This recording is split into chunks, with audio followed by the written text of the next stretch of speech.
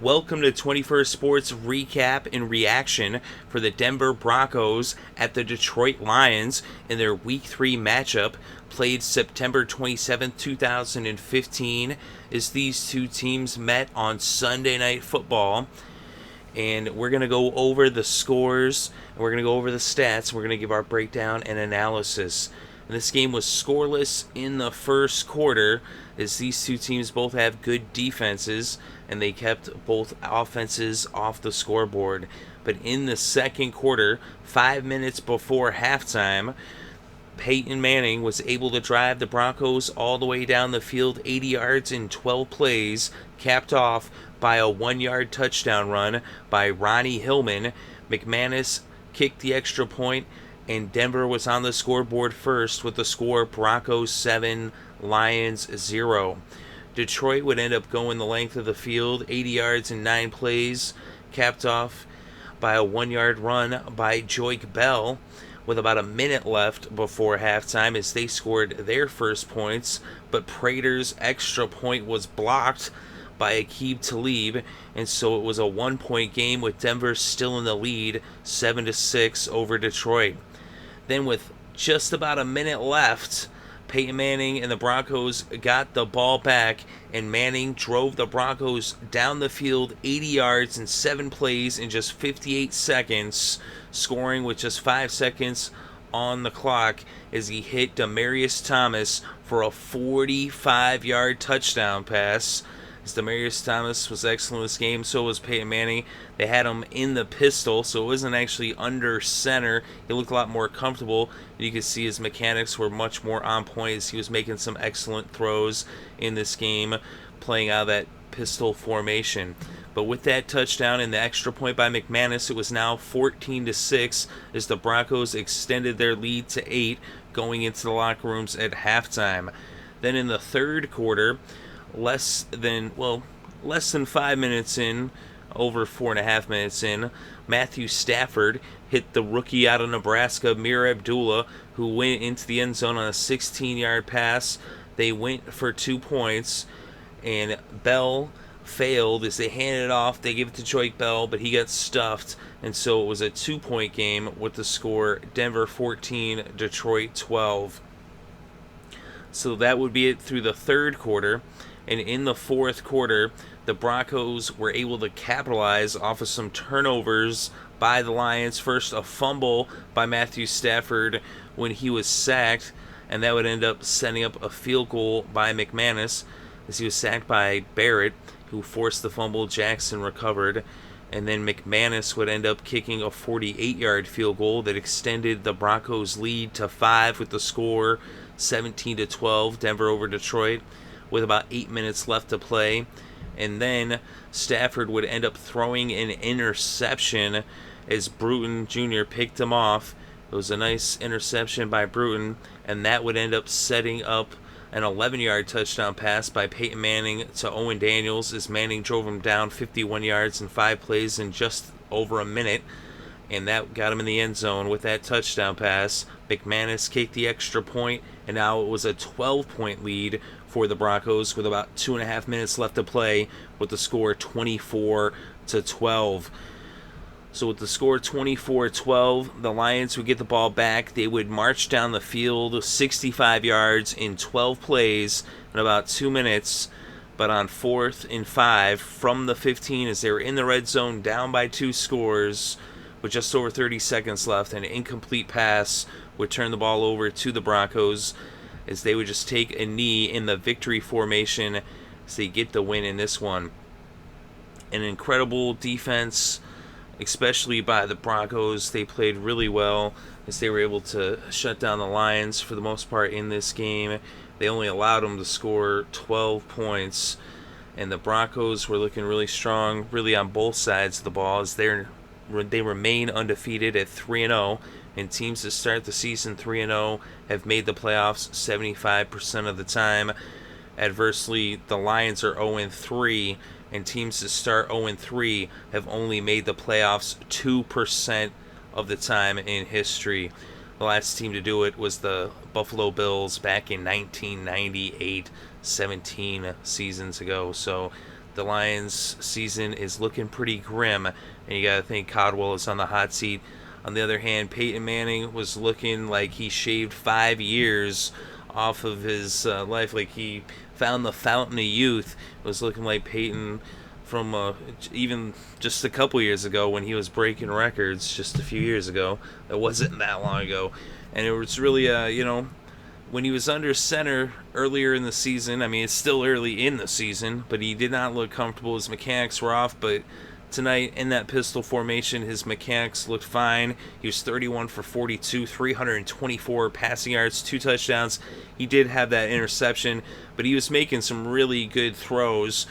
And there was some excellent catches by both Demaryius Thomas and Emmanuel Sanders. But, of course, Peyton was putting the ball in a place where they could make some spectacular catches. It was quite the performance by Manning on Sunday Night Football as he shined in prime time. Matthew Stafford, on the other hand, 31 for 45, 282 passing yards, 1 touchdown, and 2 interceptions. He also had that fumble as he turned the ball over 3 times in this game.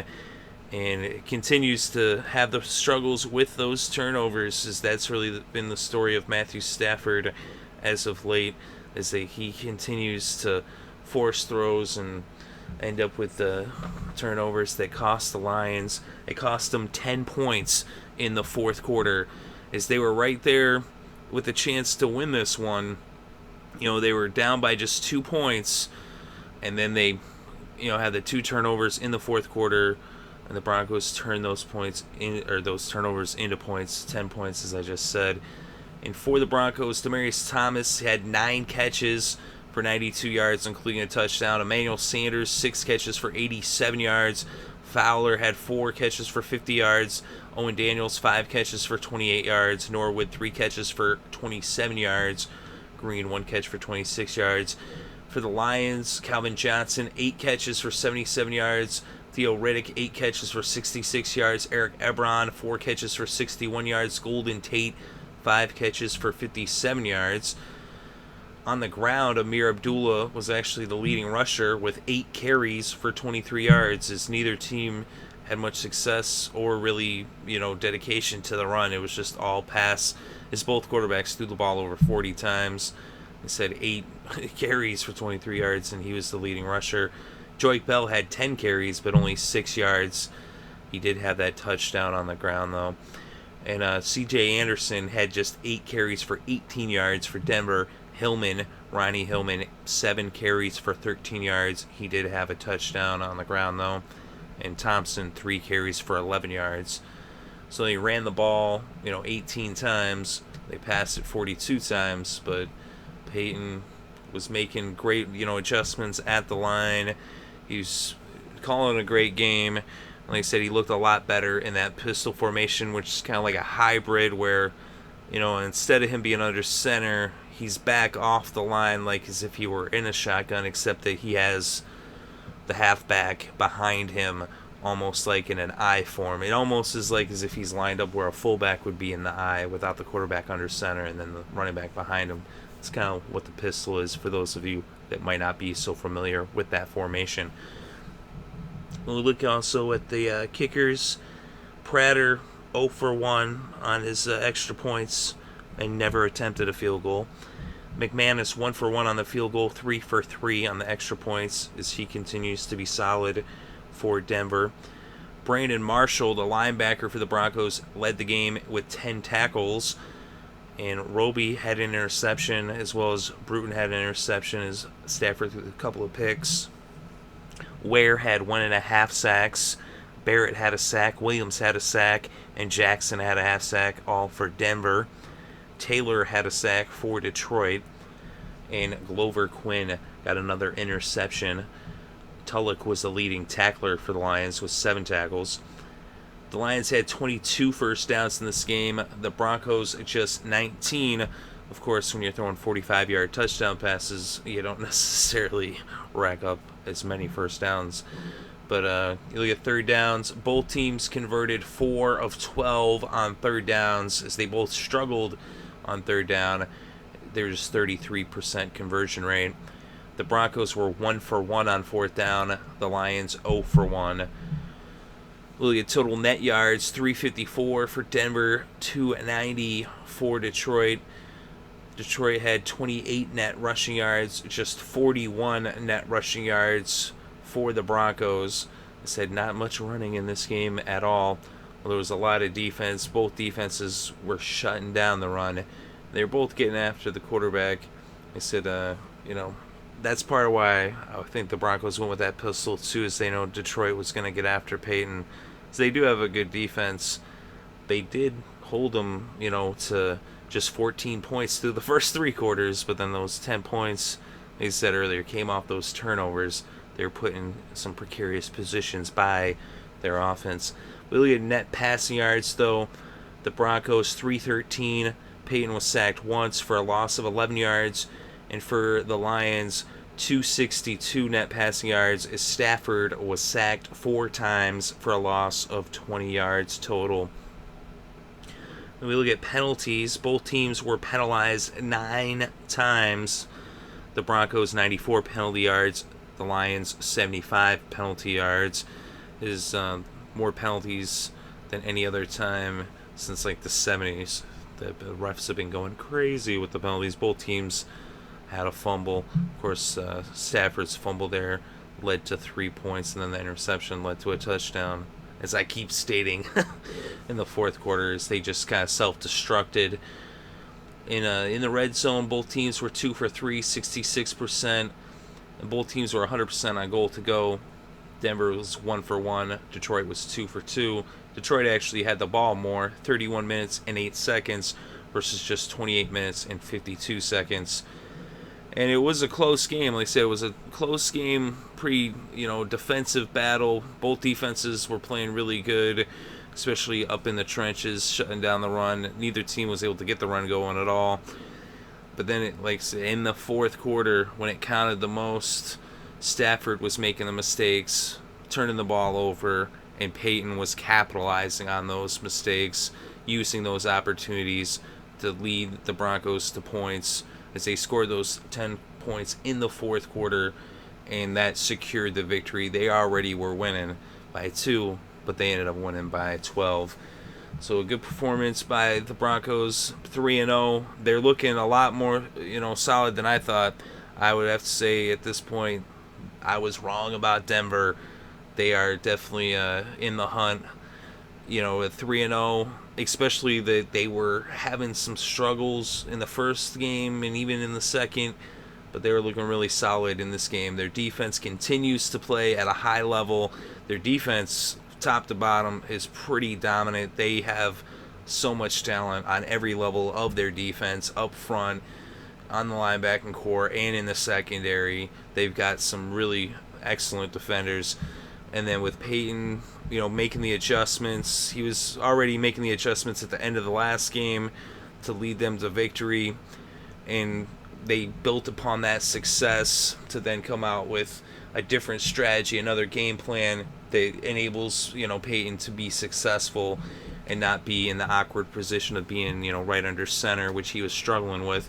And if they continue to play like that, the real thing is they need to get a running game going if they want to make a run and, to win the division and into the playoffs. But with the way their defense is playing, really the only thing they need to worry about now is getting that running game going. And Denver's looking pretty good. That is, like I said, their 1 weak spot. Detroit, on the other hand, the season is pretty much over. At 0-3, only 2% of teams have ever made the playoffs. It hasn't happened in 17 years. And the Lions, the way they're playing, don't look like they're about to make history this year. And, so the season's already over. Caldwell, man, that's the thing, is that the Lions just ain't tough.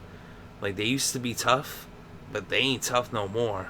Because a tough team doesn't, isn't up 21-3 against the Chargers and then let that game slip away from. A tough team doesn't get beat up the way they did in Minnesota last week.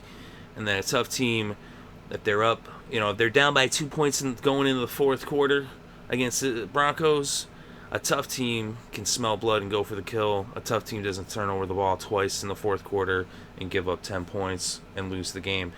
So, that falls on the coaches. It really does. Because they got the talent. But, that's where it is. Let me know, though, what you think in the comment section below. Definitely interested to read your thoughts and opinions. Thank you very much for listening. It is greatly appreciated. I hope you're having a good day and had a great weekend and enjoyed all the sports.